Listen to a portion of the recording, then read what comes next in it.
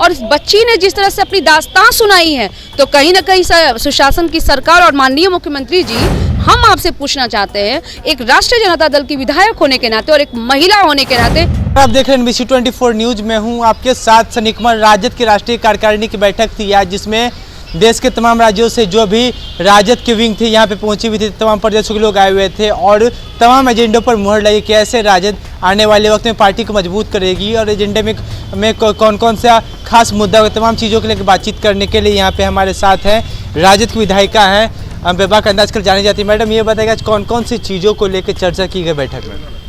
सबसे पहले तो राजद की राष्ट्रीय कार्यकारिणी की बैठक हुई, जिसमें हमारे नेता दलितों और शोषितों की आवाज़ आदरणीय लालू प्रसाद यादव जी की उपस्थिति, हम सभी के लिए गरिमामय उनकी उपस्थिति, हम सभी बहुत ही सौभाग्यशाली और बहुत गौरवान्वित महसूस कर रहे थे कि आज हमारे नेता यहाँ मौजूद हैं। तो बहुत ही हर्ष का माहौल रहा कार्यकारिणी की बैठक में। और दूसरी बात, जहाँ तक कही कि एजेंडा की बात हो, तो हमारी पार्टी समाजवाद के विचारधारा की पार्टी है और हमने संगठन की बात की, क्योंकि हम जब पार्टी है तभी हम हैं। पार्टी हमारी कैसे और मजबूत होगी, पार्टी में संगठन में क्या छोटी छोटी कमियां हैं, उस पर हमारे नेता आदरणीय तेजस्वी प्रसाद यादव जी ने उस पर प्रहार भी किया। और नेता प्रतिपक्ष ने एक बात ज़रूर कहा कि छोटी छोटी बातों में हम न आए और पार्टी की छोटी छोटी बातों को दरकिनार कर हम एकजुट होकर पार्टी को मजबूत करें और आगे हम किस तरह से पूरे भारत में अपनी संगठन को मजबूत करेंगे, इस पर चर्चा हुई। हाँ मैडम, ये बताएं कि अभी शेल्टर होम का मामला चल रहा है, लगातार जिस तरीके से विपक्ष हमलावर है, लेकिन जांच जो निष्पक्ष तरीके से नहीं हो पा रही, इस पर आपका क्या कहना है? क्योंकि जो स्थिति है अब बेटियों के साथ, जो बेटियों का अपमान जो हो रहा है, दुष्कर्म के मामले सामने आए, इस पर क्या कहना है आपका? कैसे सरकार को आप घेरिया इसके लिए? सदन भी स्टार्ट होने वाला है। हमने पहले भी कहा, मुजफ्फरपुर की घटना हमने कहा, बालिका गृह कांड की उस समय भी हमने बात कही है और आज भी हम इस बात को ये तो सरकार की कहीं ना कहीं पोल खुलती हुई नजर आ रही है। आप महिला सशक्तिकरण की बात करते हैं, महिला सुरक्षा की बात करते हैं, आप शराबबंदी को कहते हैं कि हमने महिलाओं के लिए शराबबंदी किया। आप देख लीजिए, आपके जो काम है वो जमीनी हकीकत क्या बनाया करती है।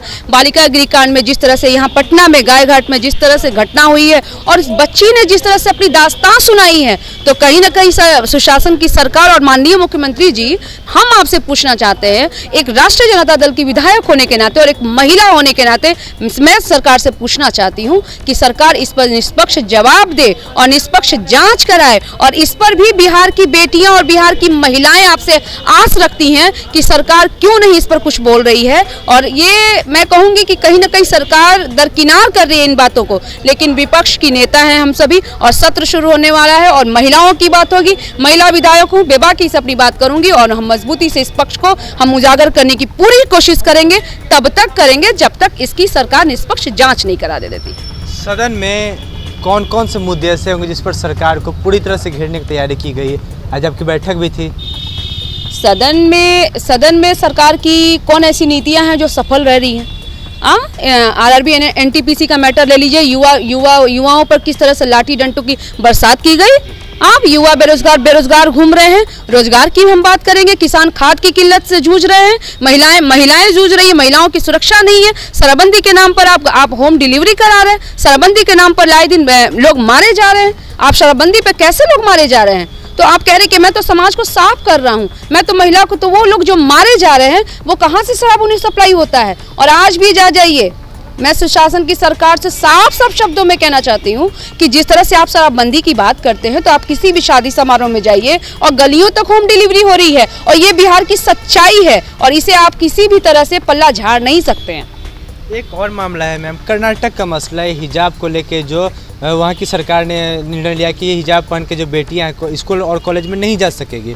इसको लेकर भी मामला काफ़ी गर्म है और चुनावी राज्य, जहाँ 5 राज्य में चुनाव होने, उसको लेकर क्या लगता है भाजपा फ़ायदा उठाना चाहेगी, इस मामले को ला के जनता को भटकाने की कोशिश करेगी? एक बार जान जाइए, भारत एक धर्मनिरपेक्ष देश है और भारत में हिंदुओं, मुसलमानों, सिखों, ईसाइयों सभी को रहने का अधिकार है और किसी के आभूषण पे, किसी के धर्म पर और किसी के हिजाब पर किसी को भी कमेंट करने का हक नहीं बनता है। वो उनकी अभिव्यक्ति, वो जो चाहे पहने और उनकी मर्जी है वो पहने उनके धर्म पर। ये निंदनीय मैं कहूँगी, इस तरह का निर्णय नहीं आना चाहिए और किसी की अभिव्यक्ति पर, किसी के पहनावे पर, किसी के धर्म की मानने पर किसी की तरह का आक्षेप किसी को नहीं लगाने का हक है, ये हमारा संविधान कहता है।